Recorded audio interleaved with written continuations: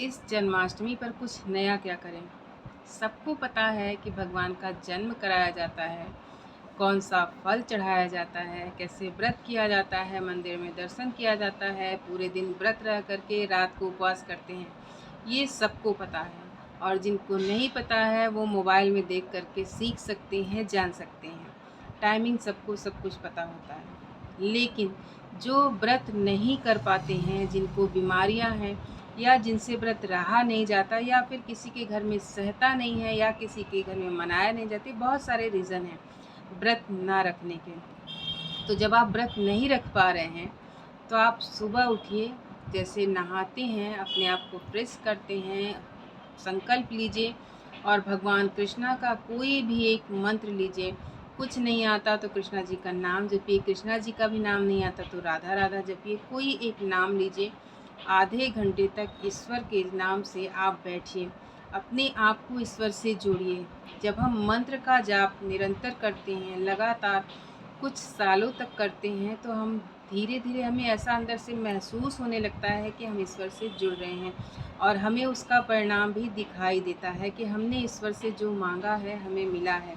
जब हम ईश्वर से जुड़ने लगते हैं और हमें ये महसूस होने लगेगा कि हमारे इर्द गिर्द हमारे ईश्वर हैं, जो हमारे साथ परिवार है उनमें ईश्वर का वास है या हमारे इस अंदर ईश्वर का वास है, तो हमें मांगने की ज़रूरत ही नहीं होती। हमें एहसास हो जाता है कि जो दिया है ईश्वर ने वो उनका दिया हुआ वरदान है, तो मांगने की ज़रूरत ही नहीं पड़ेगी और आपकी हर इच्छा आपके मांगने के पहले और सोचने के पहले पूरी होने लगती है। तो पहले ईश्वर से जुड़िए, मंत्र का जाप करिए, फिर पूरे दिन जब जब आप काम कर रहे हो, बैठे हो, तो आप मंत्र का जाप निरंतर अपने मन में करते रहिए। जो आते हैं उनसे नेगेटिव बातें मत करिए, कभी शिकायत मत करिए। शिकायत में आप नेगेटिविटी की तरफ जाते हैं, तो आप शिकायत मत करिए। सामने वाले के चेहरे पर मुस्कान ले आइए, चाहे जिस बात से, चाहे जैसे भी। जो अगर आपके साथ खुश होता है तो आपकी तरफ पॉजिटिविटी आती है, आपका ऑरा मजबूत होता है, आपसे लोग मिलना चाहते हैं, आपकी तरफ आकर्षित होते हैं। और जो शिकायत करते हैं, रोना रोते हैं, तो उनके पास लोग कुछ पल तो बैठना चाहते हैं, अपना दिल हल्का कर लेते हैं, पर आपकी नहीं सुनना चाहते। क्यों? क्योंकि उनकी जो है नीयत में आप गलत दिखाई देते हो कि आपने कुछ गलत किया होगा तब आपके साथ गलत होता है, पर अपने लिए ये होता है कि नहीं, मैंने कभी गलत नहीं किया, हम हमेशा सही होते हैं। और आज के दौर में हर इंसान दुखी है, तो सबसे पहला काम अपने आप से प्यार करिए और हर किसी से प्यार करिए। किसी से उम्मीद मत करिए और किसी से शिकायत मत करिए। जब हम कोई बुरी बात नहीं बोलते हैं तो हमारे पास बुरी चीज़ें आती नहीं। कहावत है ना कि जब आप जिनके पास जो होता है वो वही बांटते हैं, जिनके पास खुशियाँ होती हैं वो खुशियाँ बांटते हैं। और एक उदाहरण भी है कि जो कुछ सुखी होते हैं उनके चेहरे पे एक अलग मुस्कान होती है। सुखी होने का पैसा और बंगला नहीं है। का कहते हैं ना कि रोने वाले तो डल्लब के गद्दे पर महलों में रोते हैं और खुश रहने वाले झोपड़ी में भी दो रोटी खा करके हंसी के ठहाके गूंजते हैं। तो इन सब चीज़ों से मतलब नहीं है। आप अपने आप को कैसे खुश रखोगे ये आपकी जिम्मेदारी है। खुश रहिए। सबसे पहले शिकायत करना बंद करिए। जो आता है उसको कुछ अच्छी बातें बताइए, जैसे वो आपकी तरफ आकर्षित हो। जब हम अच्छी बातें बोलते हैं और कुछ अच्छी चीज़ें बताते हैं, तो वो आपके पास 2 मिनट, 4 मिनट, 10 मिनट, 15 मिनट अपने टाइम के हिसाब से आपके पास बैठना चाहता है, कुछ अच्छी चीज़ें आपसे सीखना चाहता है।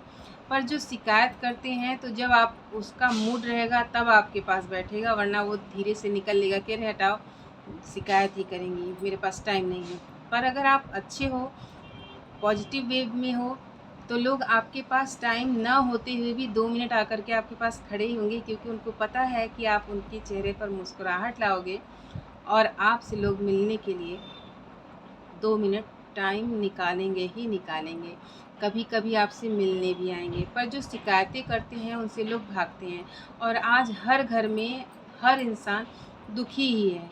कोई सास से दुखी है, कोई बहू से दुखी है, कोई बेटी से दुखी है, कोई बेटे से दुखी है। दुख का कारण कुछ न कुछ है, हर इंसान दुखी है, तो इससे आप भाग नहीं सकते।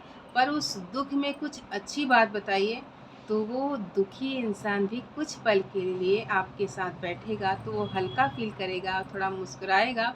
तो आपके लिए जब पीठ पीछे भी दुआ देगा और आपके पास जब बैठेगा तब भी आपको कुछ न कुछ आशीर्वाद के रूप में दे करके ही जाएगा।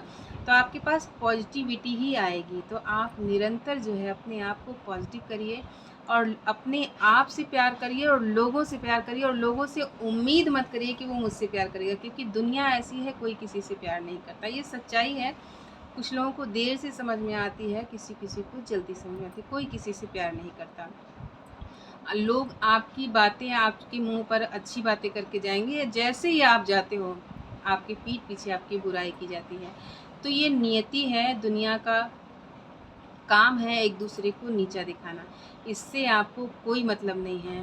बस मुझे मतलब है अपने से कि मुझे अच्छा सोचना है, अच्छा करना है और कुछ अच्छा करके दिखाना है।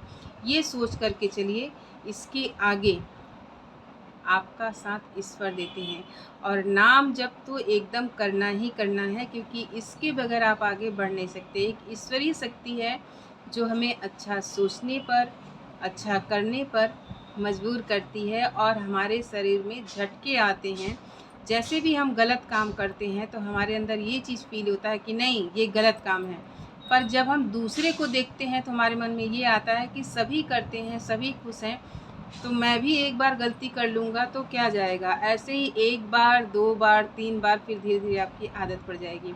तो इसके चक्कर में नहीं फंसना है। जब जो चीज़ जिस पल महसूस होने लगे कि ये काम गलत है, उसी पल आप अपना पैर रोक दीजिए कि नहीं, मुझे नहीं करना है, ये गलत काम है।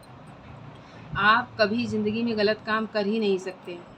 और अगर ईश्वर पे भरोसा है तो ईश्वर हमारा साथ हर कदम पर देते हैं। कभी कभी ठोकर लगता है तो हम दूसरों को गाली देते हैं कि पत्थर उसने रखी होगी, सामान उसने रखा होगा, लेकिन कभी हम ये नहीं सोचते कि क्या पता हमारे जीवन में इससे बड़ा दुख आने वाला था और इस ठोकर से हम बच गए।